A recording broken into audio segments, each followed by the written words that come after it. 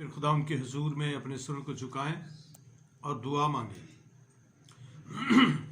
प्यार करने वाले खुदा मसीह यीशु मसीह में हमारे प्यारे आसमानी बाप, हम तेरा शुक्र और तारीफ करते हुए तेरी पाक मुबारक हजूरी में आते हैं, झुकते हैं, तुझे सिजदा करते हैं। खुदावंद तेरा शुक्र हो तेरे मुकद्दस कलाम के लिए जो हमारे राह के लिए रोशनी और कदमों के लिए चिराग है। तेरा कलाम हमारे लिए कीमती खजानों से ज़्यादा कीमती है। ऐ खुदावंद शहद के टपकों से ज़्यादा शीरीं और कुंदन से ज़्यादा कीमती है। तेरा कलाम राह हक और ज़िंदगी है। तेरा कलाम ऐ खुदावंद तेरी पावर है जिसके वसीला से तूने सारी कायनात को खल्क किया और तू अपने कलाम की कुदरत से इस वक्त भी सारी कायनात को संभालता है। कलाम के जरिए से आज ऐ खुदावंद बहुत सारे लोगों की तवज्जो अपनी तरफ मबजूल फरमा। तेरा शुक्र करते हैं, तुझे मुबारक कहते हैं खुदावंद यीशु के नाम से, आमीन। अजीजों, खुदावंद यीशु के नाम में आप सबको सलाम। आज शाम हम फिर खुदावंद के कलाम में से सुनेंगे ज़बूर 130 और उसकी पहली 4 आयत। ऐ खुदावंद मैंने गहराओं में से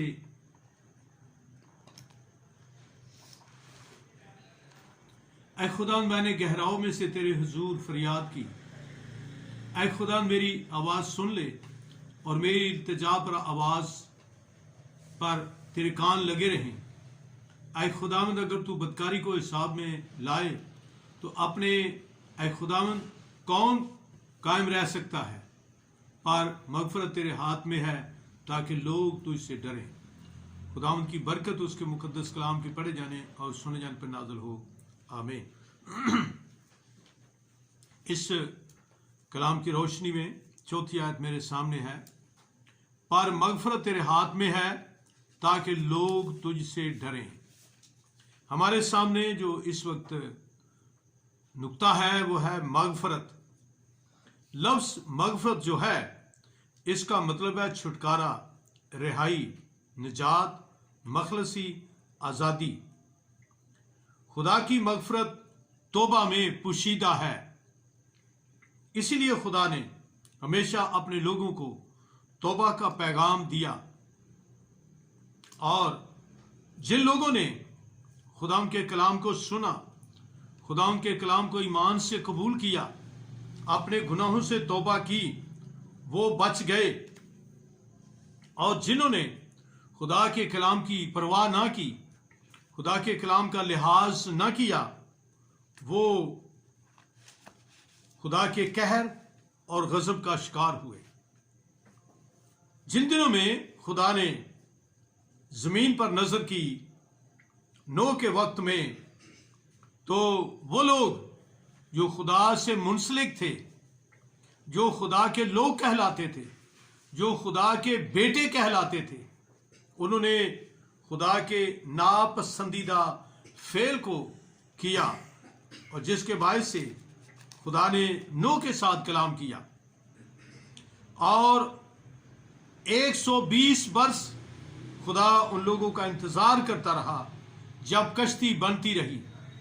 और खुदा उस कश्ती के बनाने के अमल के जरिया से लोगों के दरमियान तौबा की मनादी, तौबा का माहौल पैदा किए रहा। लेकिन इतना लंबा अरसा गुजरने के बावजूद भी लोगों ने खुदा के कलाम का लिहाज ना किया। और जब उन्होंने खुदा के कलाम का लिहाज ना किया तो खुदा ने भी उनका लिहाज ना किया। कश्ती तैयार हो गई और जो लोग कश्ती में आ गए वो बच गए और बाकी लोग पानी में डूबकर मर गए। ना सिर्फ वो लोग बल्कि जमीन की हर एक चीज खत्म हो गई। तो खुदा ये चाहता है कि लोग मगफरत हासिल करें, लेकिन ये मगफरत अपने गुनाहों को महसूस करने, अपने गुनाहों का इकरार करने और अपने गुनाहों से तौबा करने और तौबा के बाद अपनी जिंदगी में गुनाह पर गलबे का फजल खुदा से मांगने से ये मगफरत मिलती है। मैं कलाम मुकद्दस में देख रहा था कि खुदा की फितरत क्या है। ज़बूर 86 उसकी 5वीं आयत में लिखा है, इसलिए कि या रब नेक और मुआफ करने को तैयार है और अपने सब दुआ करने वालों पर शफकत में गनी है। और इसी ज़बूर की 15वीं आयत में है, लेकिन या रब रहीम व करीम खुदा है, कहर करने में धीमा और शफकत में गनी है।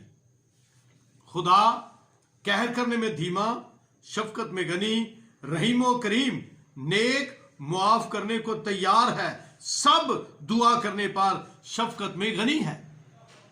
लेकिन खुदा की इस फितरत को मिसयूज करने की थ्योरी इंसान अपनी जिंदगी के अंदर ना रखे।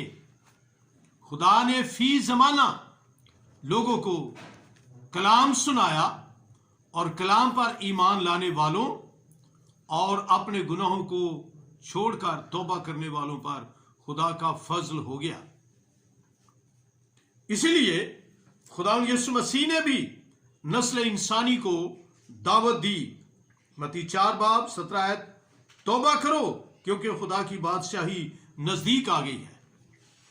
मैं कलाम मुकद्दस में देख रहा था कि यशायाह ने बनी इसराइल को तौबा का पैगाम दिया।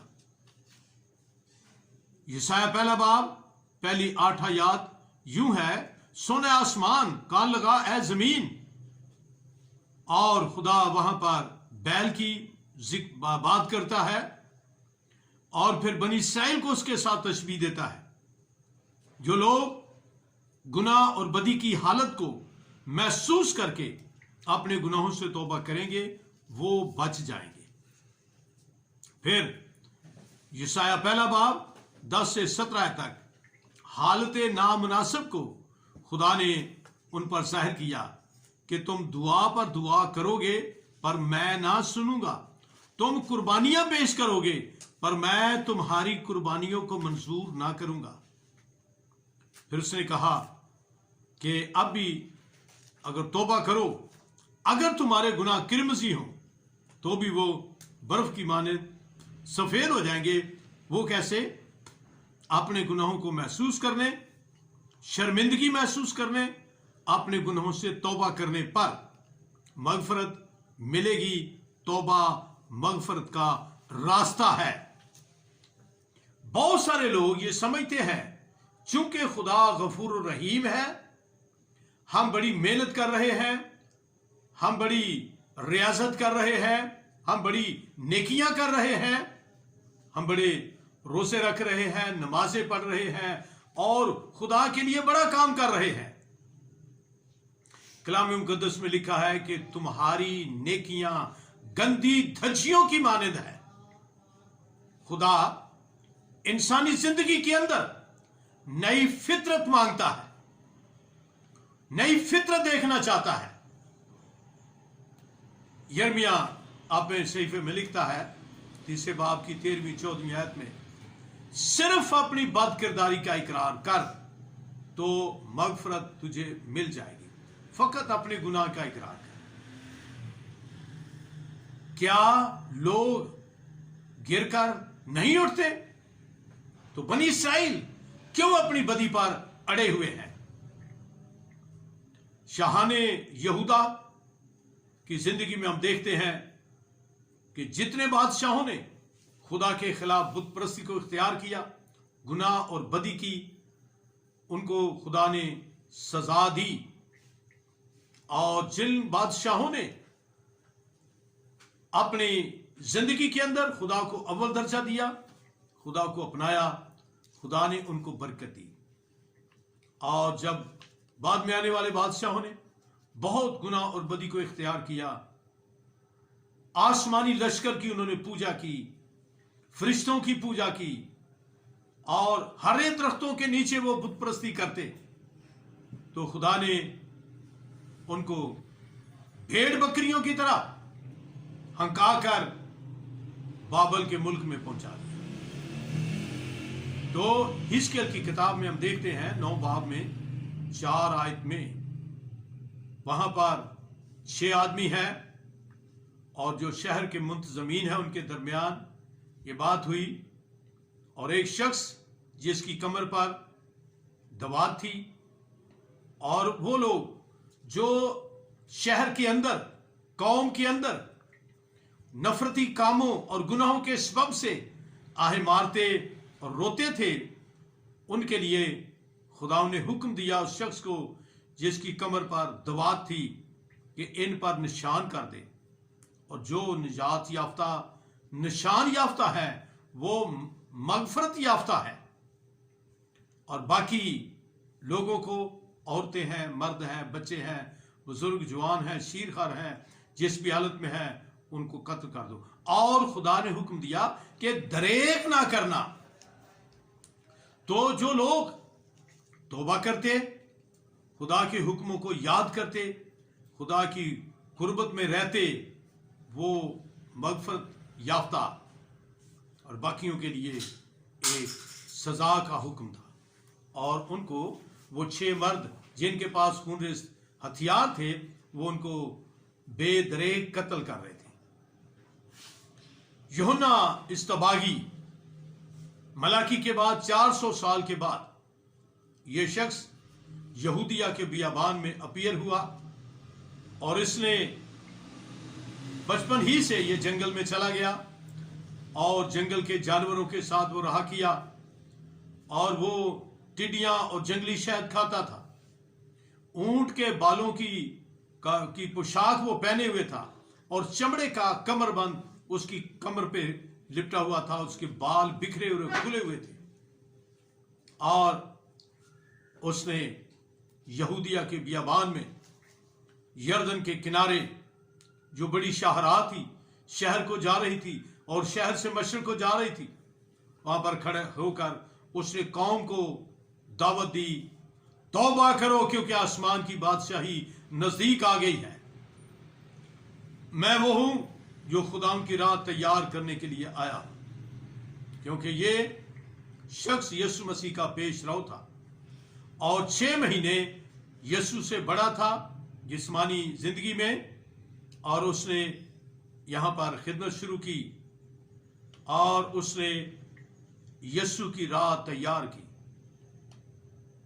یہودیہ کے ارد گرد کے لوگ اور یروشلم کے لوگ، جتنے لوگوں تک یہ آواز پہنچی، وہ یہودیہ سے اور یروشلم سے اور ارد گرد کے علاقوں سے نکل کر یوحنا کے پاس آئے، اور انہوں نے اپنے گناہوں کا اقرار کیا، اپنے گناہوں سے توبہ کی، اور گناہوں کی معافی کا یوحنا سے پانی میں بپتسمہ لیا۔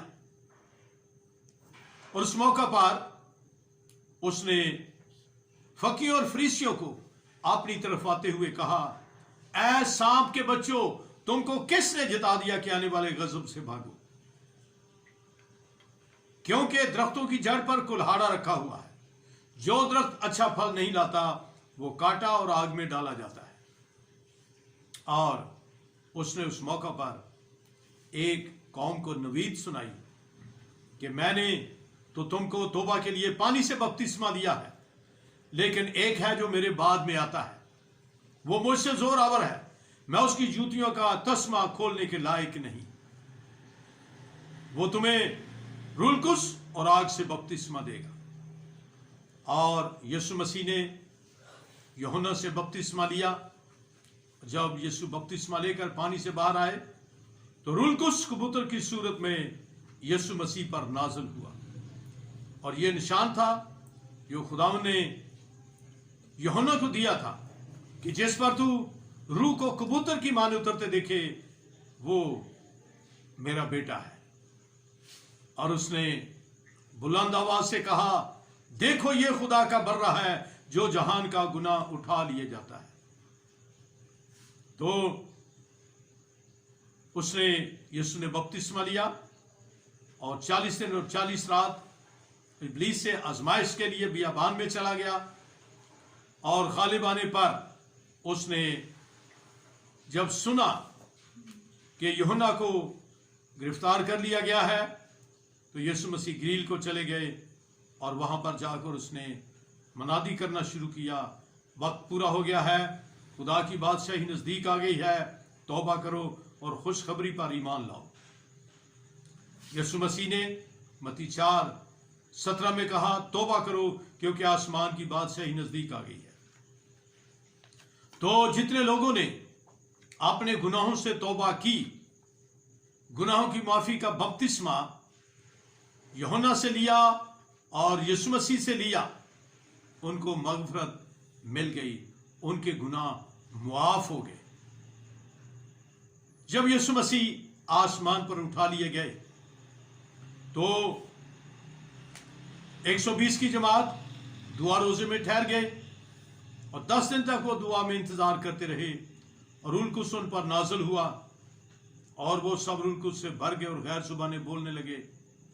اس دوران پطرس نے منادی کی، جس یسوع کو تم نے مصلوب کیا تھا اسی کو خدا نے مسیح بھی کیا، مردوں سے زندہ کیا، مسیح بھی کیا اور خداوند بھی کیا۔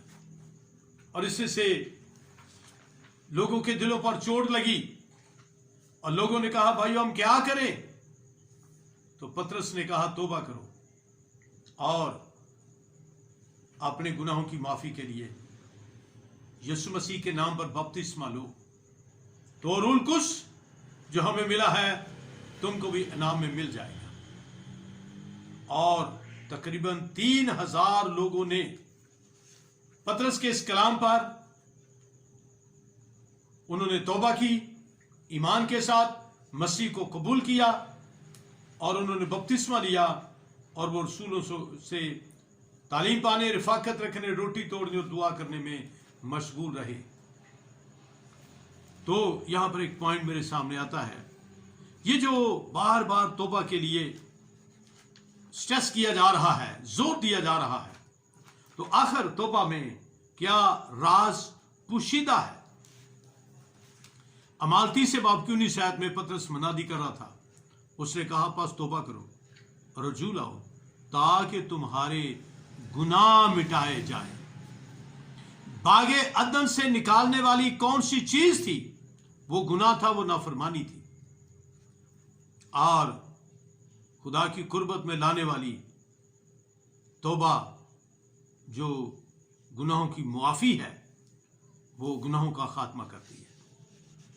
تو پیارے عزیزوں، بہنوں، بھائیوں، چھوٹے بڑوں، سمجھنے والوں، مغفرت توبہ میں پوشیدہ ہے۔ بہت سارے لوگ اس مغفرت کو مس یوز انڈرسٹینڈ کر رہے ہیں۔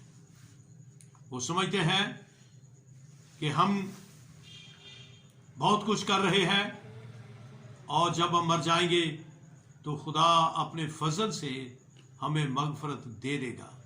پیارے عزیزوں، اس بات کو سن لو اور سمجھ لو، مقدس کلام کو غور سے پڑھو۔ مقدس کلام بار بار انبیاء اصغر میں، انبیاء اکبر میں، عہد عتیق میں، عہد جدید میں نسل انسانی کے لیے توبہ کا دروازہ اس نے کھلا رکھا ہے۔ جو توبہ نہیں کرتا، جو ایمان کے ساتھ کلام کو قبول نہیں کرتا، توبہ نہ کرنے کے باعث سے اس کو مفت میں ایسے ہی توبہ کے بغیر، گناہوں کی معافی کے بغیر، گناہوں کے مٹائے جانے کے بغیر اگر وہ امید کریں کہ ہمیں نجات مل جائے گی تو وہ دھوکے میں ہے، وہ غلطی پر ہے، وہ ڈسیپشن میں ہے۔ پس توبہ کر رجوع لاؤ تاکہ تمہارے گناہ مٹائے جائیں اور خداوند کے حضور سے تازگی کے دن آئے۔ خداوند آج بھی توبہ کرنے والوں کو قبول کرتا ہے، اور لکھا ہے جب ایک شخص زمین پر اپنے گناہوں سے توبہ کرتا ہے تو آسمان پر لاکھوں فرشتوں کے درمیان خوشی ہوتی ہے، اور جب یہ توبہ کی جاتی ہے تو اس توبہ کے نتیجہ میں آسمان پر کتاب حیات میں اس شخص کا نام لکھا جاتا ہے۔ میں اعمال 10 باب پر غور کر رہا تھا، یہاں پر کورنیلیس کا ذکر ہے، تو میں وہاں پر ایک کلیسیا میں جانے والا تھا جو بہت پڑھی لکھی کلیسیا تھی، اور مجھے وہاں پر میرے کلاس فیلو نے، روم میٹ نے دعوت دی کہ آج آپ ہمارے گھر میں آئیں، ہمارے ایریا میں، ہماری کلیسیا میں آئیں اور وہاں پر آپ خدا ان کا کلام سنائیں۔ تو یہ دعوت سننے پر میں خدا ان کے حضور میں جھک گیا، میں دعا میں تھا، جھکا ہوا تھا، تو خدا نے یہ سین میرے سامنے پیش کیا۔ کورنیلیس دعا کر رہا ہے اور دعا کے دوران خداوند کا فرشتہ اس کے پاس آتا ہے، اے کورنیلیس، تیری دعائیں اور تیری خیرات خدا کے حضور میں سنی گئی۔ جب میں اس پر غور کر رہا تھا تو ایسے تھا روح القدس مجھے اٹھا کے کسی جگہ پہ لے گیا، اور جہاں پر خداوند نے مجھے وہاں پہ پہنچایا، روح القدس مجھے لے گیا، تو میں نے دیکھا کہ جلال کا بادشاہ تخت پر بیٹھا ہوا ہے، اور تخت کے سامنے ایک بہت بڑی کتاب ہے، اور اس کتاب پر وہاں پر لوگوں کے نام لکھے ہوئے ہیں۔ اور جب وہ آواز خدا ان کے حضور میں کورنیلیس کی دعا کی گئی تو خدا نے پوچھا کہ یار یہ کس کی دعا ہے؟ تو فرشتوں نے کہا خدا جلال کے بادشاہ یہ کورنیلیس کی ہے۔ تو خدا نے کہا دعا تو بہت اچھی ہے، خیرات بھی بڑی صاف نیت سے ہے، ذرا اس کا نام تو کتاب حیات میں دیکھو۔ میں اپنی آنکھوں سے رویا میں یہ منظر دیکھ رہا، اور فرشتے جلدی سے اس کتاب پہ ورق الٹ پلٹ کرنے لگے، اور انہوں نے کورنیلیس کے نام کو کتاب حیات میں دیکھا، لیکن کتاب حیات میں نام نہیں تھا۔ تو خدا نے فرشتوں سے پوچھا ہاں بھائی اس کا نام کتاب حیات میں ملا ہے؟ تو فرشتے کانپنے لگے، خوف کھانے لگے۔ خدا نے کہا تمہارے حلق کیوں خشک ہو رہے ہیں، کیا سبب ہے؟ انہوں نے کہا حضور ہم کورنیلیس کا نام کتاب حیات میں سے نہیں پا سکے، شاید ہم سے لکھا نہیں گیا۔ تو خدا نے کہا نہیں، ایسی کوئی بات نہیں۔ اس تک کبھی وہ پیغام ہی نہیں پہنچا جس پیغام کو سن کر قبول کرنے سے، توبہ کرنے سے کورنیلیس کا نام کتاب حیات میں لکھا جائے گا۔ تو خدا نے دو فرشتوں کو حکم دیا، اور میں دیکھ رہا رویا میں، وہ فرشتوں کو حکم دیا جاؤ کورنیلیس کو بتاؤ سمندر کے کنارے شمعون دباغ کے پاس شمعون پترس ٹھہرا ہوا ہے، اور اس کو بلوا، وہ تجھ سے ایسی باتیں کہے گا جن سے تو اور تیرا گھرانہ نجات پائے گا۔ یہ 11ویں باب میں غالباً 14ویں آیت میں۔ تو کورنیلیس نے سپاہیوں کو بلایا، دیندار سپاہیوں کو بلایا اور حکم دیا جاؤ شمعون دباغ کے ہاں شمعون پترس کو وہاں سے بلا کے لاؤ۔ اور جب شمعون پترس چھت پر دعا کر رہا تھا، لوگ کھانے کے لیے تیار کر رہے تھے، تو پترس نے آسمان میں ایک رویا دیکھی۔ آسمان سے ایک بڑی چادر کے 4 کونے نیچے لٹکے ہوئے ہیں، اور نیچے کو یہ چادر آ رہی ہے، اور یہ چادر کیسے ہے جیسے غبارہ بنا ہوتا ہے، اور بہت سارے جانور، پرندے، کیڑے مکوڑے اس میں ہیں، اور آواز آتی ہے اٹھ ذبح کر اور کھا۔ اور پترس نے کہا خداوند میں نے تو کبھی کوئی ناپاک یا حرام چیز نہیں کھائی، اس میں تو یہ جو جانور ہیں، یہ جو پرندے ہیں، یہ جو کیڑے مکوڑے ہیں، یہ ناپاک اور مکروہ جانور ہیں۔ آواز آئی جن کو خدا نے پاک ٹھہرایا ہے تو ان کو ناپاک نہ کہہ۔ دراصل یہ ایک رویا تھی یہودیوں کے لیے، پترس کے لیے، کیونکہ یہودی غیر قوموں کو کتے اور ناپاک سمجھتے تھے. تو یسوع مسیح نے کہا، اس پر یہ بات ظاہر کی کہ یہ جو جال ہے، یہ جو چادر ہے، یہ آسمان کی بادشاہی کی چادر ہے، اور اس میں آنے والے جانور جو کیڑے مکوڑے اور ایسے جانور ہیں جو تم اپنی شریعت کے اعتبار سے ناپاک اور مکروہ سمجھتے ہو، یہ کلام سن کر، کلام کے پانی سے دھل کر، مسیح پر ایمان لا کر یہ پاک اور صاف ہوں گے اور یہ آسمان کی طرف کلیسیا میں اٹھائے جائیں گے. یہ وہ رویا تھی جو فیوچر میں آسمان میں اٹھائے جانے والی عالمگیر کلیسیا کی رویا تھی.